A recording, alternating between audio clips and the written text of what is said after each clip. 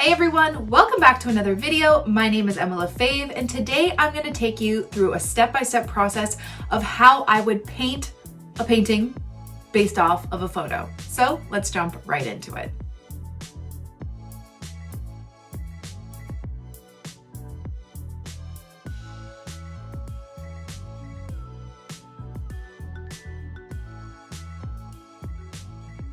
Okay, so today we are going to be painting from a photograph, and I'm going to show you my process with a really simple landscape photograph.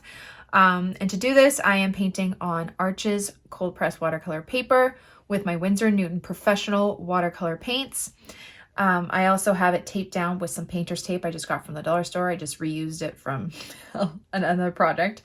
And I have my Princeton Select mop brush and my Craftamo size 10 round brush. Okay, so here is the photo, and I will link it below as well. It's a simple landscape photo. And when you're painting from a photo, the first thing you need to do is figure out what are the lightest parts of the photograph that you are painting. Because with watercolor, it is a transparent medium. You need to work from light to dark. So in this photograph, you can see that the moon is the lightest point of this photo. Because it is so white, I'm probably going to just block out an area. So go around with my my paint to make that little moon just pure white. And then the next step is figuring out what is the next lightest part, and that would be the sky in the background. As you get closer to the foreground, it gets darker, so we can start layering on top, but we want to start with the background. Now, the background color, the sky, you can see there's purples and blues up here, some pinks, and then it gets down to like some peachy and like yellowish orange color. Now, what you have to be careful with a sky is that when you have contrasting colors in the same kind of area where we're going to be doing some wet on wet, you need to make sure you're tapping the color around, not mixing it, because this yellowy color mixed with purple is going to create a muddy brown. So we got to kind of separate them, and I'm going to show you how to do that. Then once the background is dry, we can start moving on to the foreground. So let's just jump in and I'll talk you through my process. Okay, so like I said, we want to kind of black out that little area for the moon. So I'm just going to take a light peach, like my sky color, and just draw a little circle, really, really light. So I know where I'm going to be going around.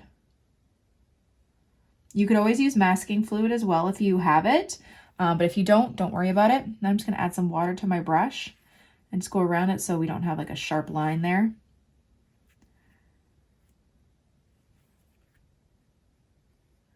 Okay, and that's our moon. My water was a little bit dirty. That's okay. Okay, I'm actually going to add some cadmium yellow around.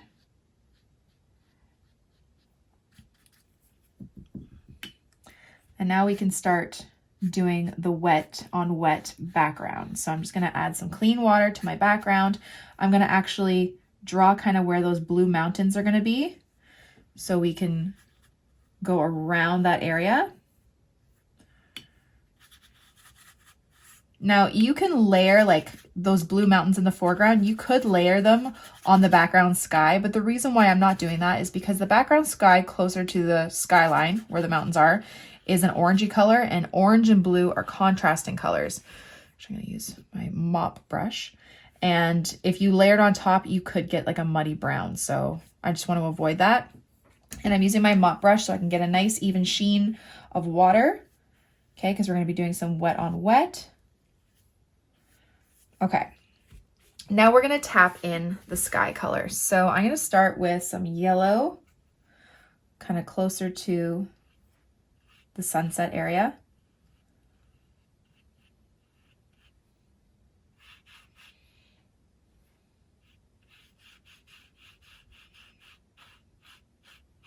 Actually, not too yellow, because we're going to be doing some purple mountains over top there. So actually, I'm just going to mop it up with my paper towel and wash off my brush and just have it kind of wet there. But we can do a bit more yellow closer over here. I'm going to mix it with a bit of permanent rose to get like a nice peachy color.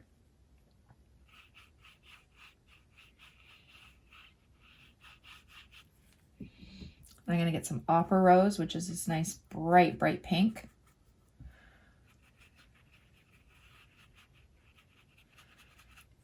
And the wet on wet technique that we're doing now, so we added that water and then we're adding some pigment on top, is gonna give the sky a really nice kind of out of focus gradient from like color to color.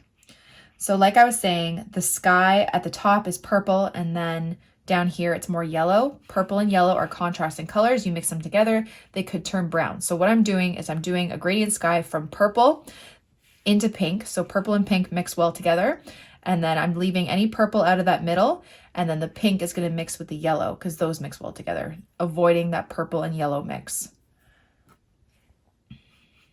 Okay, and that's how you can kind of get a nice gradient sky using contrasting colors in the same sky, but they're not touching. And that's important. Trying to go around that moon to keep it nice and white. I'm going to wash off my brush. I'm going to grab some cobalt blue because it's like a bluey purple sky. So I'm going to just start with blue.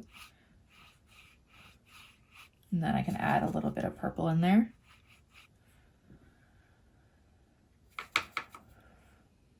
Some mauve. You can bring it down into the pink because purple and pink mix well together. They're not contrasting colors. Just going back and forth. I grab some more pink, bring it up into the sky. More blue. You can give some movement to your sky. And remember, it doesn't have to be exactly like the photograph. It's totally up to you how you want to do this. I feel like this over here is a little bit muddy, that orange. So I'm just gonna mop it up, wash off my brush completely, add some water, and then grab some of that yellow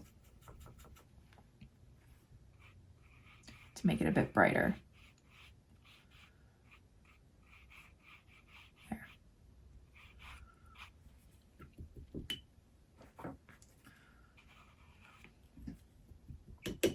I'm just removing a little bit of that color in the middle here where the mountains are going to be. Okay, so see how this sky, there's kind of like a harsh line, not a harsh line, but like you see it's like blue and then pink. So I'm just going to blend it out, washing off my brush a bit, drying it, and then just kind of blending it down, moving it up and down, kind of blend it out a bit better.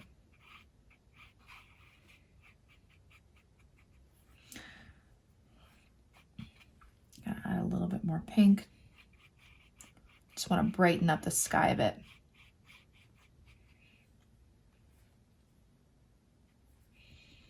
I'm gonna add a bit more color.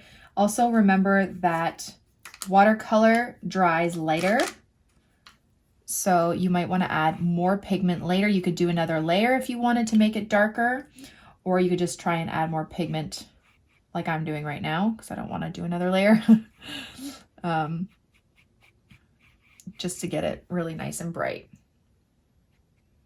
Okay, so I'm gonna leave it like that. I'm gonna wash and dry off my brush. I might add a little bit of water right around this moon so there's kind of like a reflection.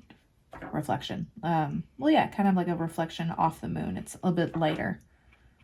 And adding a little bit of water kind of pushes that pigment away. And I just keep drying off my brush.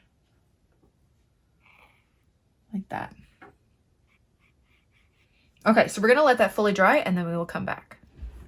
Okay, so now that that's dry, we can do our first layer of the mountains. Okay, and then the mountains in the background, excuse me, the closest ones to the sky, they're kind of like this purpley orangish color, which is odd, but we're gonna try and make that. So I'm just gonna take more purple, I think, and mix it a little bit with our color here. And I'm just gonna do like a jagged, I feel like I need a bit more purple. Yeah, like a jagged kind of mountain.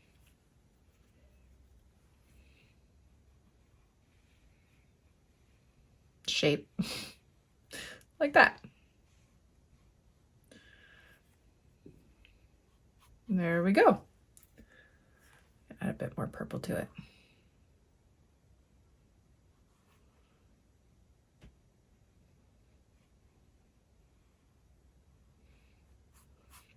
And then I'm just going to blend out the bottom by adding more water on my brush, like that, just so it has a soft edge. And then we're going to wait for that to dry, and then we can start doing the blue mountains in the foreground. Okay, now that that's dry, we can start with the blue mountains. I'm actually going to go for more like a cobalt blue, maybe a little bit of turquoise, brighten it up. So the closer the mountains are to the background, they're actually lighter and a bit brighter. So I'm just going to start off with this like bright blue. And again, just do some like jagged mountains. It doesn't have to be the same like or as the picture. You can just kind of just feel out the shape that you want to go for.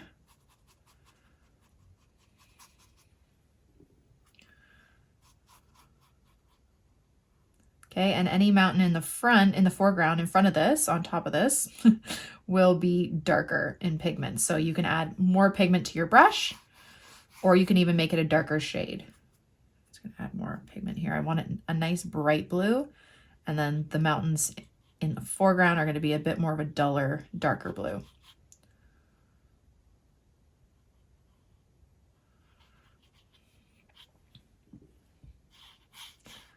I'm just blending it down so there's no harsh lines.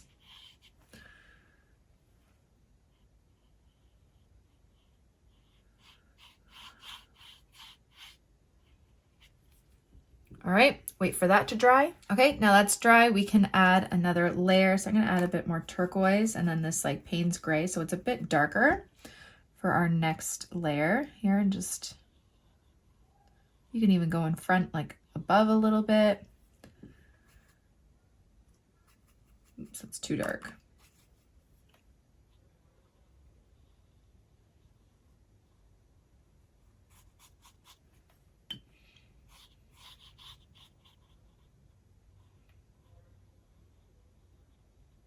You can make it really kind of jagged, like there's like trees or something on the mountains. Just using the tip of your brush there. And then blend it down.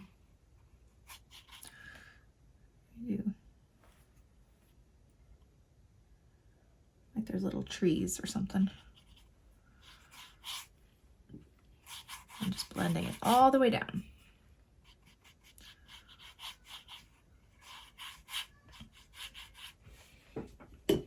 Okay, let that part dry. Okay, again, another layer. And you can do as many layers as you want. You can follow the photo exactly, totally up to you. This one's more like a hill.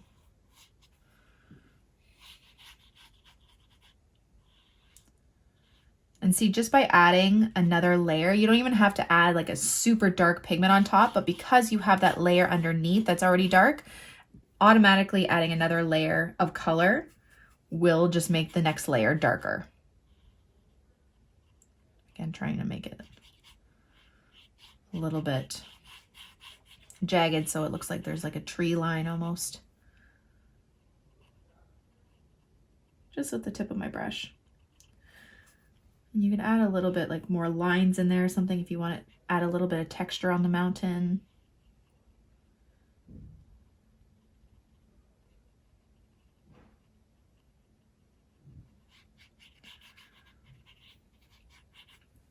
Like that. And then our last layer will be the darkest. So you can add the most pigment and the darkest color if you like.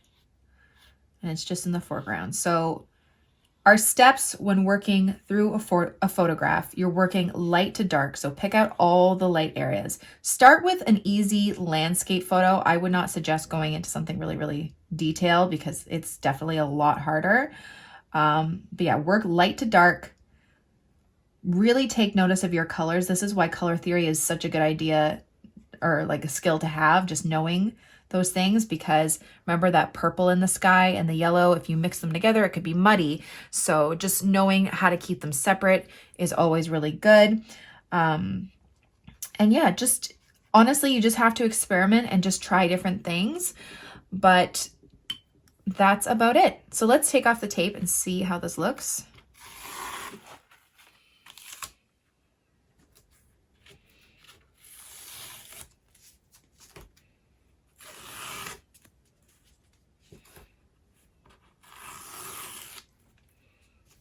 And there we go. There is our landscape painting. I feel like it's pretty close to the picture. I think if I were to do it again, what I would do is do another layer for the sky. So once it was fully dried, wet the whole thing again, and then add more color to make it even more vibrant. But it's fairly close.